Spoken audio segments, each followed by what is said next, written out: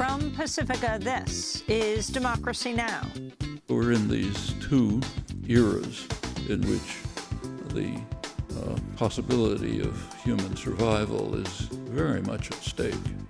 In this Democracy Now! Special, we spend the hour with the world-renowned linguist and dissident Noam Chomsky on the twin threats of climate change and nuclear war. We'll talk about North Korea, Iran, and Syria. Plus, we ask him about the Trump administration's threats to prosecute WikiLeaks founder Julian Assange. If the charge is true, he should be honored for it. Chelsea Manning and Edward Snowden are carried out heroic, courageous acts. They fulfilled the responsibility of somebody who takes citizenship seriously. That is, who believes that the people of a country ought to know something about what their government's up to. Noam Chomsky for the hour, in a public conversation I had with him in Cambridge, Massachusetts. All that and more coming up. This is Democracy Now!, democracynow.org, the War and Peace Report. I'm Amy Goodman. In this Democracy Now! Special, we spend the hour with the world-renowned linguist and political dissident Noam Chomsky. In a public conversation we had in April, we talked about climate change, nuclear weapons, North Korea, Iran, the war in Syria, and the Trump administration's threat to prosecute WikiLeaks founder Julian Assange. We also talked about Noam Chomsky's new book, Requiem for the American Dream, the 10 Principles of Concentration of Wealth and Power. Hundreds of people packed into the First Parish Church in Cambridge, Massachusetts, for our public conversation. I wanted to ask you about this comment that you made, that the Republican Party, you said, is the most dangerous organization in world history. Can you explain? I also said that it's an extremely outrageous statement. But the question is whether it's true. I mean, has there ever been an organization in human history that is dedicated with such commitment to the destruction of organized human life on Earth? Not that I'm aware of. Is the Republican organization, I hesitate to call it a party, committed to that? Overwhelmingly. There isn't even any question about it. Take a look at the last primary campaign. Plenty of publicity. Very little comment on the most significant fact. Every single candidate either denied that what is happening, namely serious move towards environmental catastrophe, or there were a couple of moderates, so-called, Jeb Bush, who said, maybe it's happening, we really don't know, but it doesn't matter because fracking is working fine, so we can get more fossil fuels. Then there was the guy who was called the adult in the room, John Kasich, the one person who said, yes, it's true, global warming's going on, but it doesn't matter. He's the governor of Ohio. In Ohio, we're going to go on using coal for energy, and we're not going to apologize for it. So that's 100% commitment to racing towards disaster. Then take a look at what's happened since. November 8th was the election. There was, as most of you know, I'm sure, a very important conference underway in Morocco, Marrakesh, Morocco. Almost roughly 200 countries at the United Nations-sponsored conference, which was the goal of which was to put some specific commitments into the verbal agreements that were reached at Paris in December 2015, the preceding international conference on global warming. The Paris conference did intend to reach a verifiable treaty, but they couldn't because of the most dangerous organization in human history. The Republican Congress would not accept any commitments. So therefore, the world was left with verbal promises but no commitments. Well, last November 8th, they were going to try to carry that forward. On November 8th, in fact, there was a report by the World Meteorological Organization, very dire analysis of the state of the environment and the likely prospects, also pointed out that we're coming perilously close to the tipping point which was the goal. The goal of the Paris negotiations was to keep things below that, coming very close to it, and other ominous predictions. At that point, the conference pretty much stopped because the news came in about the election. And it turns out that the most powerful country in human history, the richest, most powerful, most influential, the leader of the free world, has just decided not only not to support the efforts, but actively to undermine them. So there's the whole world on one side, literally, at least trying to do something or other. Not enough, maybe, although some places are going pretty far, like Denmark, a couple of others. And on the other side, in splendid isolation, is the country led by the most dangerous organization in human history, which is saying, we're not part of this. In fact, we're going to try to undermine it. And we're going to maximize the use of fossil fuels, could carry us past a tipping point. We're not going to provide funding for, as committed in Paris, to developing countries that are trying to do something about the climate problems. We're going to dismantle regulations that retard the impact, the devastating impact of production of carbon dioxide and, in fact, other dangerous gases, methane, others. Okay, so the conference kind of pretty much came to a halt. The question, it continued, but the question was, can we salvage something from this wreckage?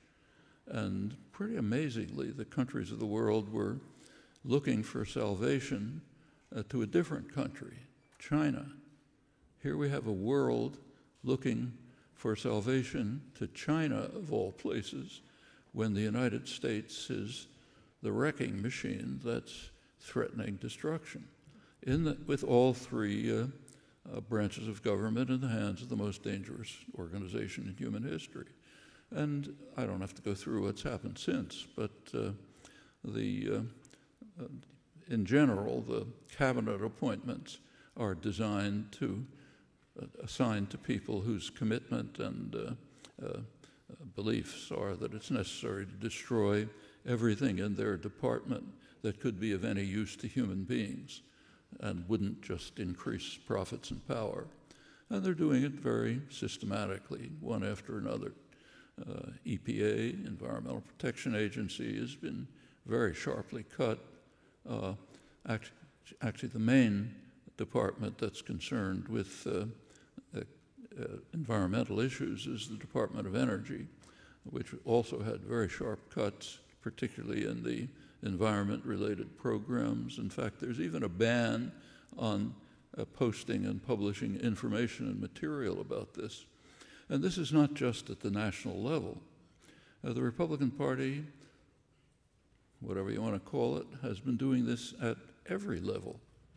So in North Carolina, a couple of years ago, where the legislature, mostly thanks to gerrymandering, is in the hands of the Republicans, there was a study, they called for a study on the effect of sea level rise, on what sea level rise might be on the North Carolina coast. And there was a serious scientific study which predicted, I forget how many years, not a long time, about roughly a meter rise in sea level, which could be devastating to eastern North Carolina. And the legislature did react, namely by passing legislation to ban any actions or even discussion that might have to do with climate change. Actually, the best comment of this, I wish I could quote it verbatim, was by Stephen Colbert, who said, if you have a serious problem, the way to deal with it is to legislate that it doesn't exist. Problem solved, you know. This is going on all over the country.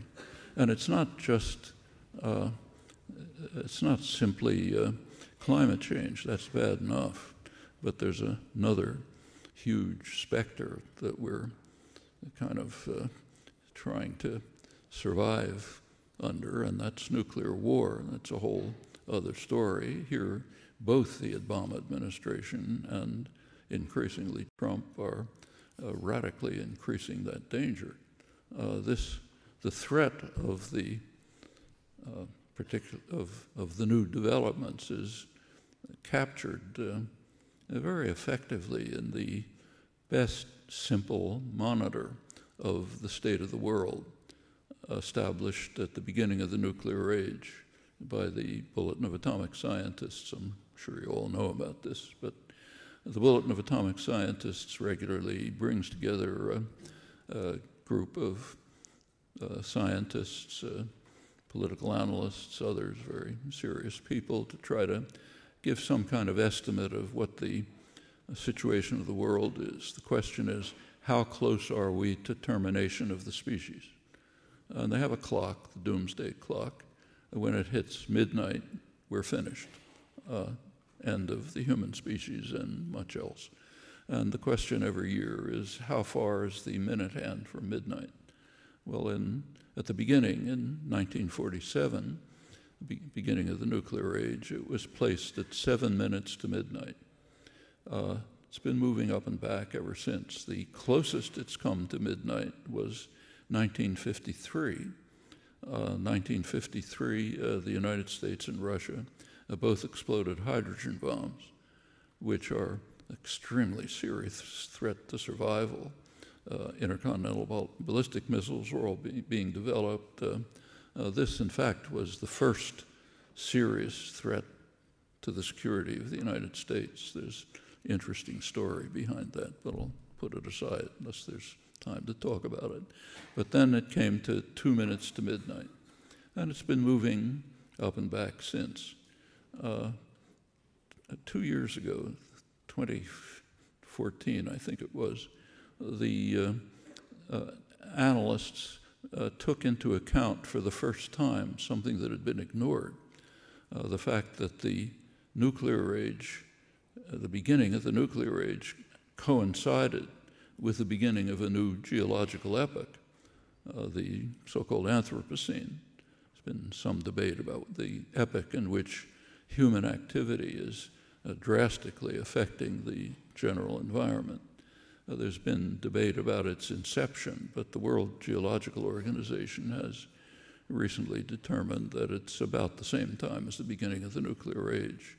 So we're in these two eras in which the possibility of human survival is very much at stake, and with us, everything else too, of course, most living things, which are already under very severe threat. Well, a couple of years ago, I think it was 2014, the bulletin began to take that into account and moved the minute hand up to 3 minutes to midnight, where it remained last year. About a week into Trump's term, the clock was moved again to 2.5 minutes to midnight. That's the closest it's been since 1953.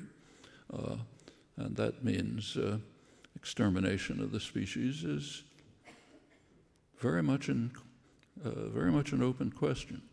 I don't want to say it's solely the impact of the Republican Party. Obviously, that's false. But they certainly are in the lead in openly advocating and working for destruction of the human species. I agree, that's a very outrageous statement. So I therefore simply suggest that you take a look at the facts and see if it has any merit, or if it just should be bitterly condemned. That's up to you. In my view, the facts are pretty clear. At this point, as President Trump nears his 100th day, North Korea and Iran have been a major focus. Are you concerned that with the president at the lowest popularity rating, I think, in any president's history at this point, that he will focus abroad, as he has in the last few weeks, dropping the Moab, the mother of all bombs in Afghanistan, bombing the Syrian government, and yet focusing specifically on North Korea and Iran. And North Korea, General McMaster, the National Security Advisor, saying tensions with North Korea are coming to a head. Do you think there is a possibility that the U.S. would attack North Korea? I mean, this administration is extremely unpredictable. Trump probably has no idea what he's going to do 5 minutes from now. So you can't really make predictions with much confidence, but I doubt it very much. The reason is very simple. An attack on North Korea would unleash, no matter what attack it is, even a nuclear attack, would unleash massive artillery bombardment of Seoul, which is the biggest city in South Korea right near the border, which would wipe it out, including plenty of American troops. I'm no technical expert, but as far as as I read and can see, there's no defense against that. Furthermore, North Korea could retaliate against American bases in the region, where there's plenty of American soldiers and so on, also in Japan. They'd be devastated. North Korea would be finished, so would much of the region. But if attacked, presumably they would respond, very likely. In fact, the responses might be automatic. McMaster, at least, and Mattis understand this. How much influence they have, we don't know. So I think an attack is unlikely. But the real question is there a way of dealing with the problem? There are a lot of proposals, sanctions, a new missile defense system, which is a major threat to China, will increase tensions there, military threats of various kinds, sending an aircraft carrier, the Vinson, to North Korea, except by accident. It happened to be going in the opposite direction, but we'll forget that. But those are the proposals, that kind of proposals as to how to solve it. Actually, there's one proposal that's ignored. I mean, you see a mention of it now and then. It's a pretty simple proposal. Remember, the goal is to get North Korea to freeze its weapons and missile systems. So one proposal is to accept their offer to do that. Sounds simple. They've made a proposal, China and North Korea proposed to freeze the North Korean missile and nuclear weapons systems, and the U.S. instantly rejected it. And you can't blame that on Trump. Obama did the same thing a couple of years ago. Same offer was presented, I think it was 2015. The Obama administration instantly rejected it. And the reason is that it calls for a quid pro quo. It says, in return, the United States should put an end to threatening military maneuvers on North Korea's borders, which happen to include, under Trump, sending of nuclear-capable B-52s flying right near the border. Now, maybe Americans don't remember very well, but North Koreans have a memory of not too long ago when North Korea was absolutely flattened, literally, by American bombing. There was literally no targets left. And I really urge people who haven't done it to read the official American military histories, the Air Quarterly Review, the military histories describing this. They describe it very vividly and accurately. They say there just weren't any targets left. So what could we do? Well, we decided to attack the dams, the huge dams. That's a major war crime. People were hanged for it at Nuremberg, but put that aside. And then comes an ecstatic, gleeful description of the bombing of the dams and the huge flow of water, which was wiping out valleys and destroying the rice crop on which Asians depend for survival. Lots of racist comment, but all with exultation and glee. You really have to read it to appreciate it. The North Koreans don't have to bother reading it. They lived it. So when nuclear-capable B-52s are flying on their border, along with other threatening military maneuvers, they're kind of upset about it. Strange people. And they continue to develop what they see as a potential deterrent that might protect the regime from, and the country, in fact, from destruction. This has nothing at all to do with what you think about the government. So maybe it's the worst government in human history, okay. But these are still the facts that exist. There are similar questions to raise about Iran. So Iran is, again, the adults in the room, like Mattis and so on, say it's the greatest threat to peace, the greatest sponsor of terrorism, on and on. How is it a sponsor of terrorism? Well, could go through that. So, for example, in Yemen, it's claimed that they are providing some aid to rebel tribesmen, Houthi tribesmen, in Yemen. Okay, maybe they are. What is the United States doing in Yemen? It's providing a huge flood of arms to its Saudi Arabian ally who are destroying the country, who've created a huge humanitarian crisis. Huge numbers of people killed, massive starvation. They're threatening now to bomb a port, which is the only source of aid for surviving people. But Iran is the major source of terrorism. MIT Professor Emeritus Noam Chomsky in a public conversation we recorded in April at the First Parish Church in Cambridge, Massachusetts. When we come back, we'll talk about Syria, WikiLeaks, and more. Recall what I found. I was dreaming in my dreaming. God knows I feel of you as I surrender into my sleeping. I commit my dream to you. People have the power to dream. People have the power to vote. People have the power to strike. People have the power to live. The power to dream, to rule, to wrestle the world from fools. It's decreed the people rule. Patti Smith singing at Democracy Now!'s 20th anniversary at the Riverside Church in New York. This is Democracy Now!, democracynow.org, The War and Peace Report. I'm Amy Goodman.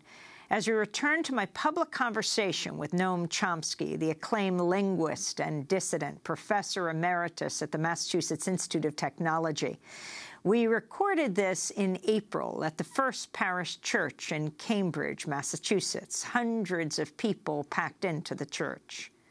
I last interviewed you on April 4th, just a few weeks ago on Democracy Now! It was the 50th anniversary of Dr. King giving his Beyond Vietnam speech, why he opposed the war in Vietnam, where he called the U.S. the greatest purveyor of violence in the world. And I wanted to turn from North Korea and Iran to Syria. It was the day of the gas attack in Syria, so we didn't get to talk about it very much. And I'm wondering your thoughts on what you think happened and then the ensuing U.S. bombing that President Trump would later talk about, saying he was having chocolate cake with the Chinese president, very, very good chocolate cake, when they launched the Tomahawk missiles into Iraq, he said, and he was corrected by the interviewer, right, who said it was actually Syria. Bunch of ragheads, it's all about the same. But, well, there are some things we know for sure. There was a serious chemical weapons attack. Nobody doubts that. It's plausible that it was the Syrian government, which does raise some questions. It's not so obvious why the Assad regime would have carried out a chemical warfare attack at a moment when it's pretty much winning the war. And the worst danger it faces is that a counter force will enter to undermine its progress. So it does raise some questions. It also, even though maybe you can think up some reason why the Assad regime, which is a murderous, brutal regime, might have done it, there's even another question as to why the Russians would have allowed it. Remember, this is the air base is a joint Russian-Syrian base. Russia has plenty of clout in Syria. And for them, it's a total disaster. Now, they have global concerns, not just local concerns in Syria. So there are some concerns, and there are further concerns. There has been, the White House did put out a careful analysis, a justification, an intelligence report to explain and account for showing why they had absolute confidence that it was a Syrian government attack. This was analyzed closely by a very serious and credible analyst, Theodore Postel, professor at MIT, who has a long record of highly successful, credible analysis. He's a highly regarded strategic analyst and intelligence analyst. And he gave a pretty devastating critique of the White House report. You can pick it up online and take a look at it. So there certainly are some questions. That Syria is capable of a monstrous act like that, the Syrian government, that much is not in doubt. But one question that arises is, before doing something, could you find out what happened? Okay? I mean, let's have an inquiry, take a look and see what in fact actually happened. There are plenty of cases where it looked as though things happened, but they didn't. And remember that reporting from Syria is extremely difficult. If reporters go into the rebel-held areas and don't do what they're told, get your head cut off. Patrick Coburn and others have written about this. You just can't seriously report from those areas. There are obvious questions when you're reporting from the government side. So the reporters there are very good reporters doing a serious, courageous job, but there's not much you can do. So we just don't know a lot. Well, those are the circumstances in which the 59 Tomahawk missiles were launched. That's pretty easy. It's easy to sit in Washington and push a button and say, go kill somebody. That's considered courage, man, we're macho, we're showing how strong we are. What did they actually do? Well, apparently the Tomahawk missiles were targeting a part of the airfield that doesn't seem to be used. And in fact, the next day, planes were taking off.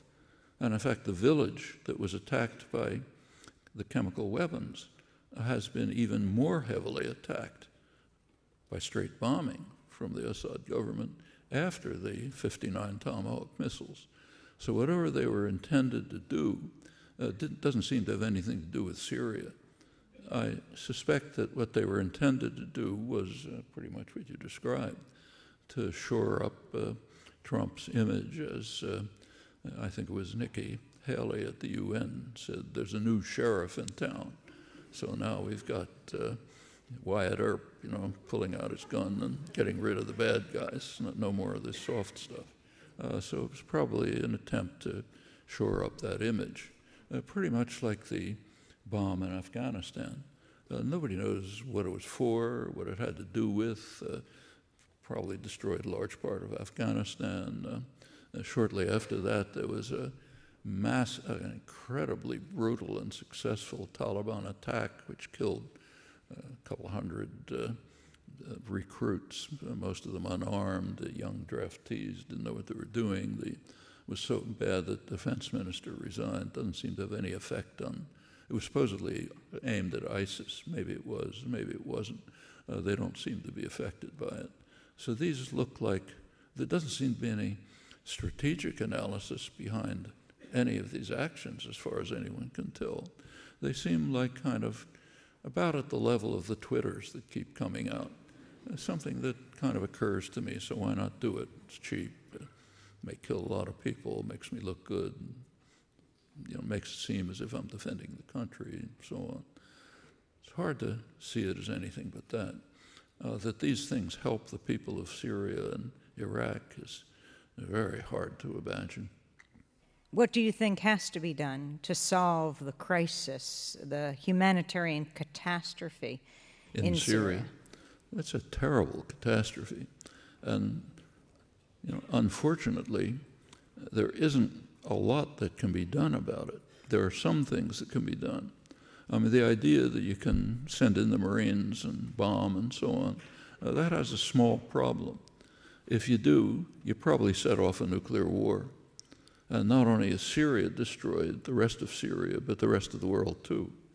So there's a little difficulty in that scenario, whatever one thinks about the justification for it. So what can be done?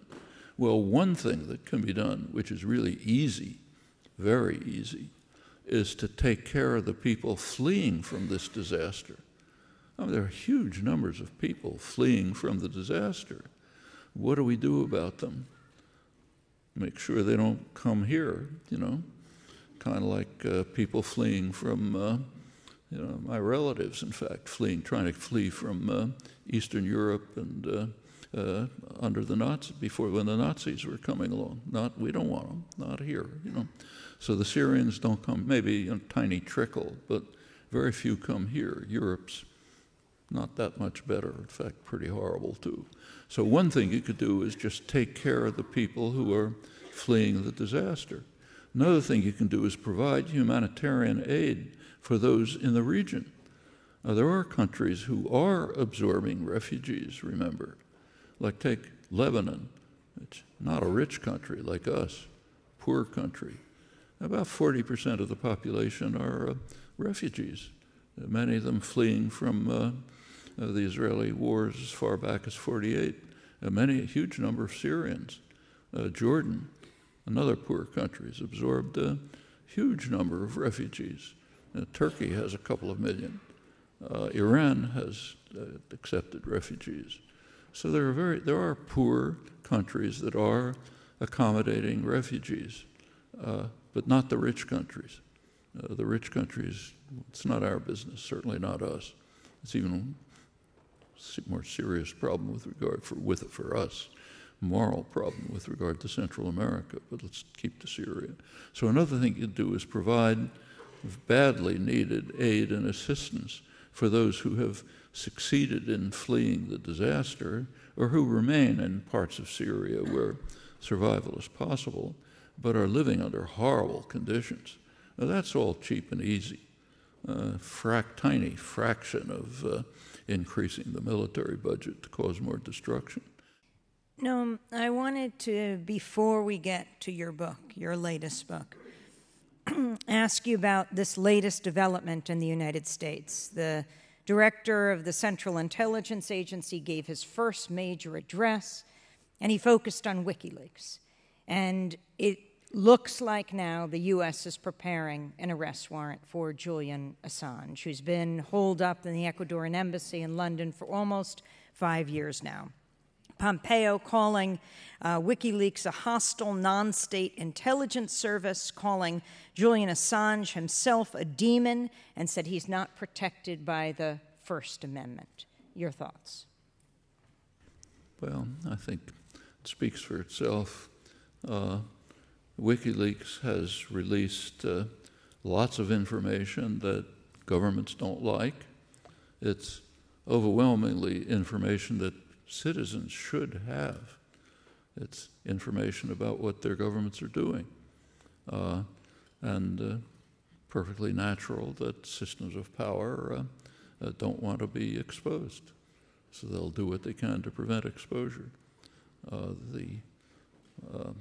think it's a disgraceful act. In fact, I think it's disgraceful even to keep Julian Assange holed up in the Ecuadorian embassy.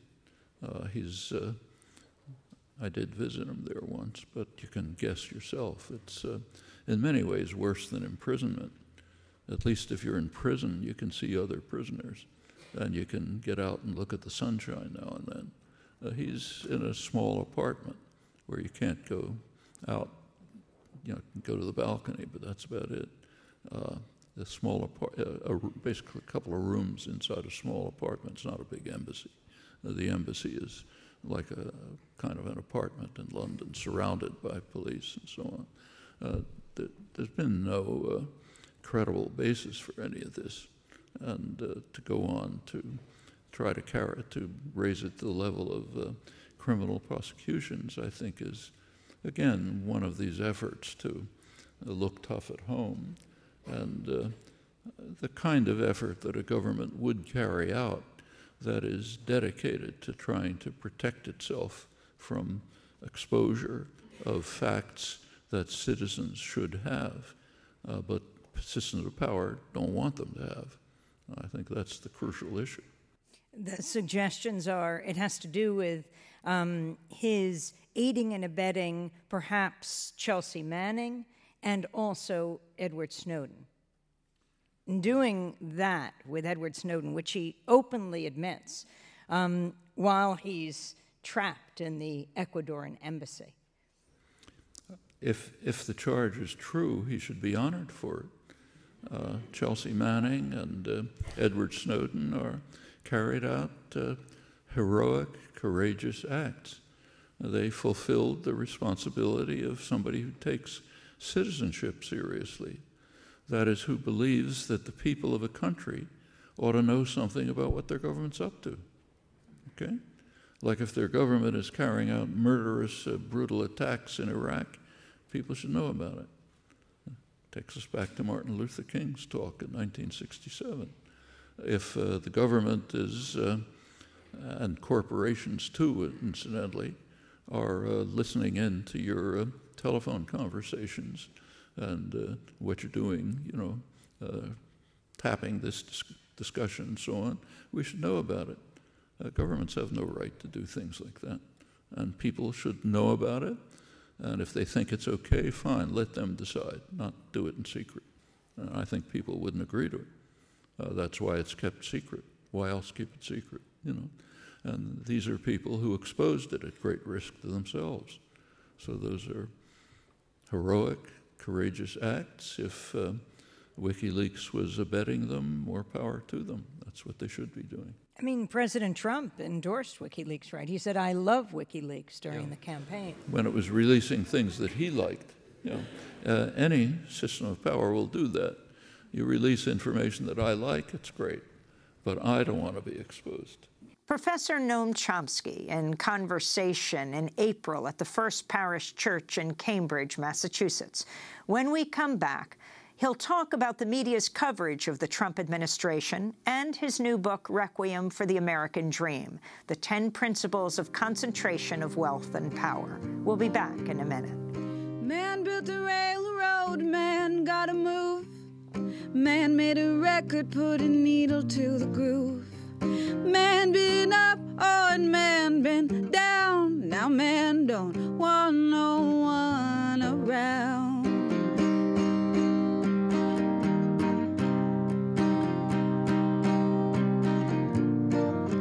First they stole our language, then they stole our names, then they stole the things that brought us fame. And they stole our neighbors, and they stole our streets, and they left us to die on Recon Beach.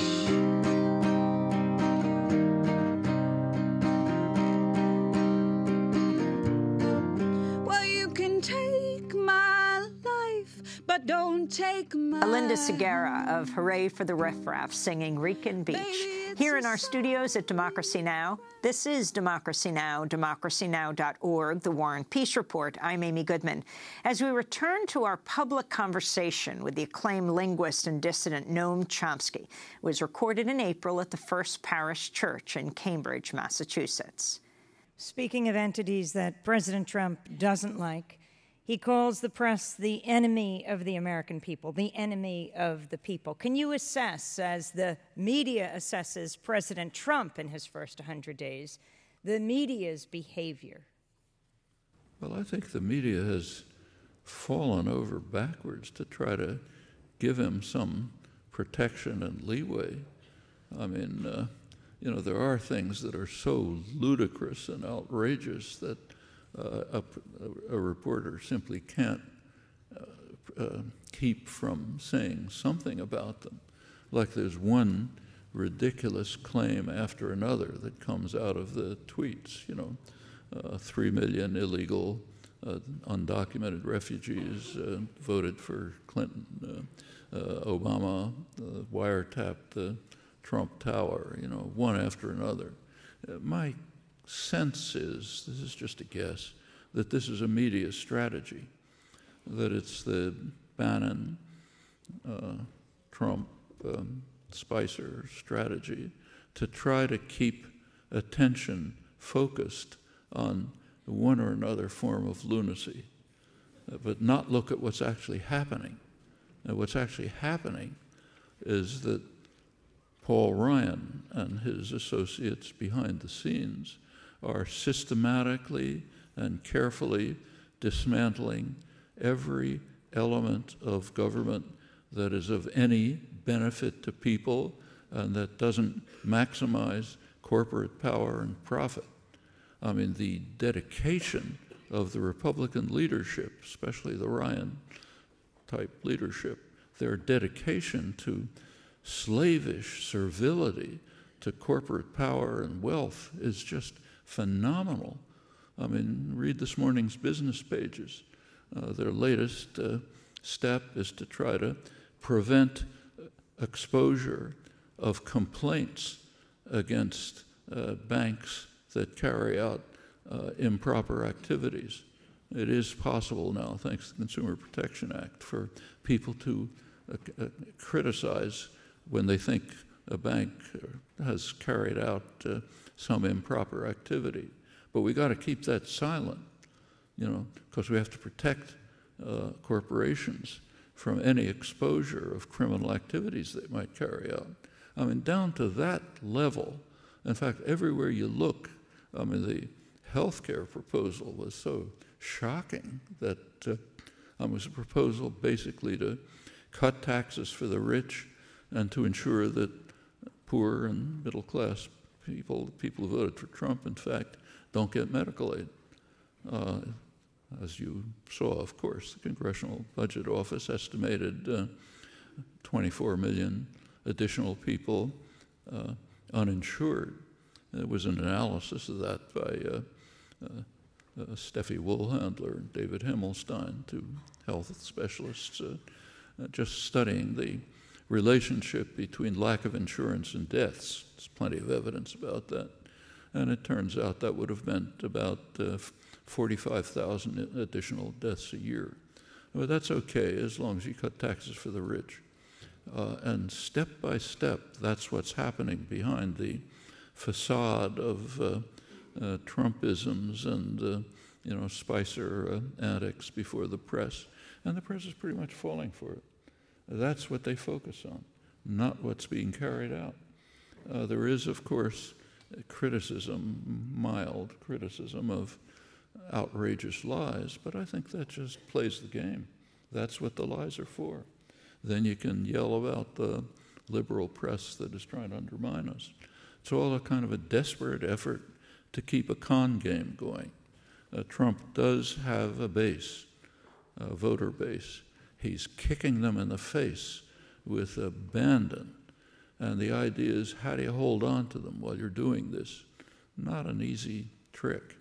And this, I think, is part of the con. And there are people in the press who are pointing it out, Paul Krugman for one, but nothing like it should be. Which takes us to your latest book, Requiem for the American Dream, where you talk about the 10 principles of the concentration of power and wealth, how it's happening, what to watch out for. Well, credit for the 10 principles should go to the producers of the film. What they did was take a lot of interviews and discussions about all sorts of things and put them in a coherent and, I think, pretty effective form, including formulating 10 principles. That's their contribution, and including material that discusses them. And you can look at the film and see, or the book, but my feeling is they did a really good job. So the book is accompanying this film that is now out on Netflix. But you talk about, for example, Principle 1, reducing democracy, Principle 2, shaping ideology, and Principle 3, redesigning the economy. Well, all of those fall together, and they're part of a pretty remarkable development that's taking place actually in human history. Humans in the last 60 or 70 years have succeeded in creating a kind of a perfect storm, literally. There's a kind of a pincers movement that we've created. Two major attacks on the prospects for survival: global warming, nuclear weapons, the Anthropocene, the nuclear age. And the third is a set of socioeconomic policies designed to undermine the possibility of dealing with the problems.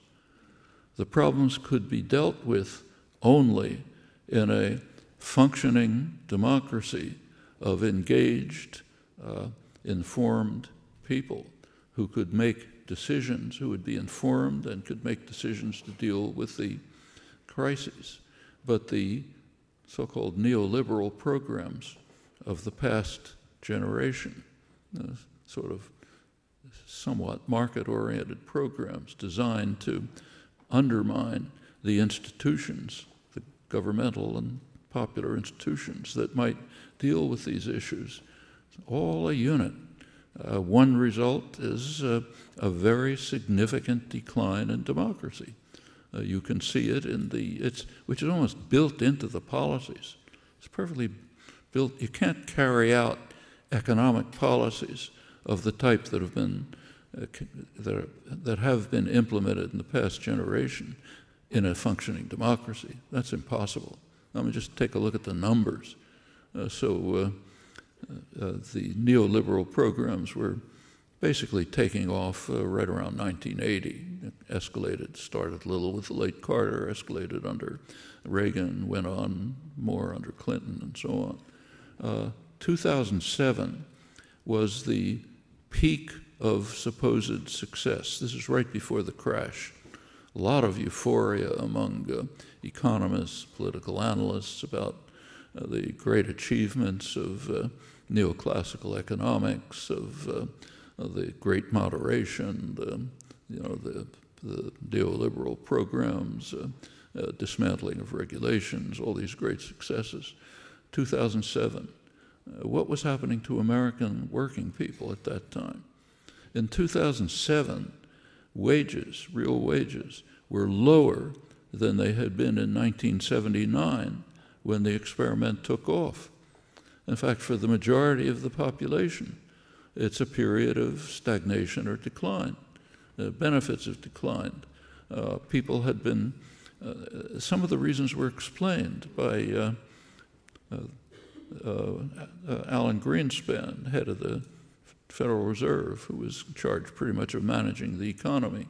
He testified to Congress that part of the success of the economy, the low inflation and so on, was due to what he called growing worker insecurity. Working people were insecure. They were intimidated. They knew that they were in a dangerous situation, precarious situation. As a result, they didn't press for increase in wages and for decent wages and benefits. They were willing to accept, in fact, effective decline in their living standards. And Greenspan, who was a close observer of the economy, pointed out that this continued even when jobs were increasing in the late Clinton period. It was deeply embedded in the nature of the policies being carried out, that working people are intimidated, they're living precarious lives, many of them are part-time, they're losing security, their unions are being destroyed, and their wages are declining. So it's all great. The economy is wonderfully healthy. Can you carry out policies like that in a democracy? I mean, are people going to vote for it? Same in Europe, even worse in many ways. The so-called austerity programs, even the economists of the IMF, International Monetary Fund, their own economists report that these policies make no economic sense. But the IMF bureaucrats, the ones who are part of the decision-making apparatus, they vote for them. And the effect on Europe is the same thing. As far as democracy is concerned, just like in the United States, there's anger, contempt for for the major governing institutions. Here it's Congress, there it's the political parties. You just saw it in France yesterday. The two major parties were barely visible in the election, and it's happening all over Europe, same kind of thing that's happening here.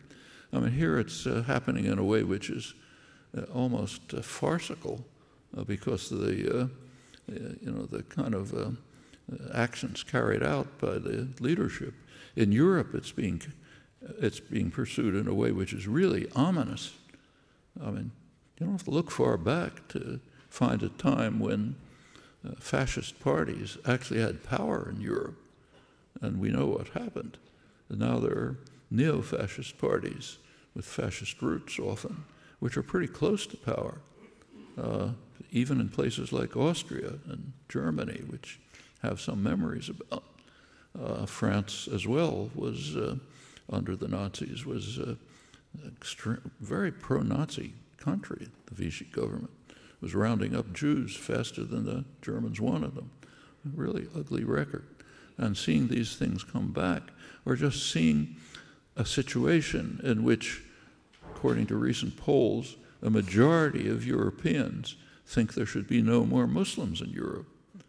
I mean, that evokes some memories, not nice ones. And a lot of, you can't attribute it all to the neoliberal economic policies, but a lot of it does follow from that.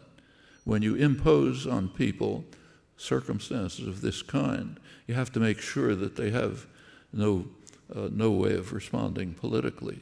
In Europe, it's done pretty straightforwardly. The main decisions about socioeconomic policies are made by the so-called Troika, IMF, European Central Bank, and the European Commission, which is unelected.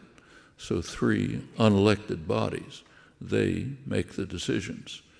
They do listen to voices, the voices of the northern banks, mostly German banks, and the people suffer. And they're angry, frightened, often reacting in dangerous ways. We see similar phenomena here. So to go back to the pincers movement, what's happened is we've created two huge threats to survival. We have systematically, not you and me, but the leadership has systematically created socioeconomic policies which have as a consequence, almost immediate consequence, the undermining of functioning democracy, the one thing that might deal with the disasters. Like I said, it's kind of perfect storm. Real credit to the human species to have contrived something like this. Principle 4 is shift the burden onto the poor and the middle classes. Principle 5, attack the solidarity of the people. 6, let special interests run the regulators. 7, engineer election results. 8, use fear and power of the state to keep the rabble in line. Is it necessary to comment? I think you're all familiar with it. 9 is manufacture consent, and principle 10 is marginalize the population. Yeah, in fact, that's exactly what's happening. And there's a reason for it. You cannot carry out the kinds of policies that have been developed in the last generation and have the population function democratically. In Europe, You can't get people to vote for policies which are undermining their lives, which are leaving especially younger people without any hopes of decent employment, which are driving people to precarious existences, which are undermining wages, reducing benefits. In England, right now, undermining, threatening what had been by far the world's most effective and efficient national health system. You can't get people to vote for things like this.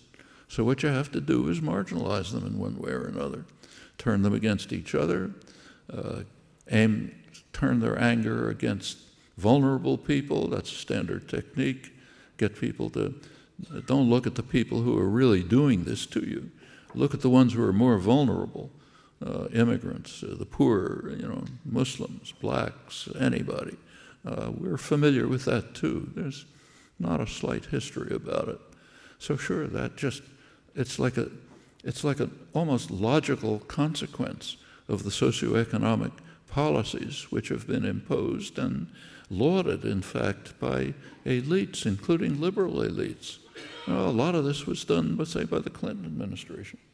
It was hailed, the deregulation, for example, which very quickly led to one after another financial crisis. That was initiated by liberal economists who were telling us how wonderful it is. And there's actually a theory, a neoclassical economic theory, which says, yeah, it's fine. Actually, there were people who warned against it. There were people who knew, a lot of left independent economists, but even people right out of the mainstream, like Joseph Stiglitz, Nobel laureate, back around 1995 or so. He wrote an article actually in a World Bank research journal in which he warned against what he called the religion that the market knows best. He says, that's the religion, as he put it, that's being followed by economists. And he says, you got to take a look at that religion. Like a lot of religions, it just doesn't work. Economic history and even logic show us lots of things that are wrong about it, but that was pursued with abandon on the basis of theories of efficient markets, rational behavior, rational expectations, and so on, none of which had any empirical basis or founding. But they were the doctrines were accepted for the very simple reason that they were highly beneficial to wealth and power. And that makes them acceptable. And you get the results that you have. The undermining of the only means possible to try to deal with the existential crises that we have created. So again, it's a kind of perfect storm. All sorts of sources, including just socioeconomic policies of a bipartisan nature. Noam Chomsky, speaking April 24th at the First Parish Church in Cambridge, Massachusetts, professor emeritus at the Massachusetts Institute of Technology.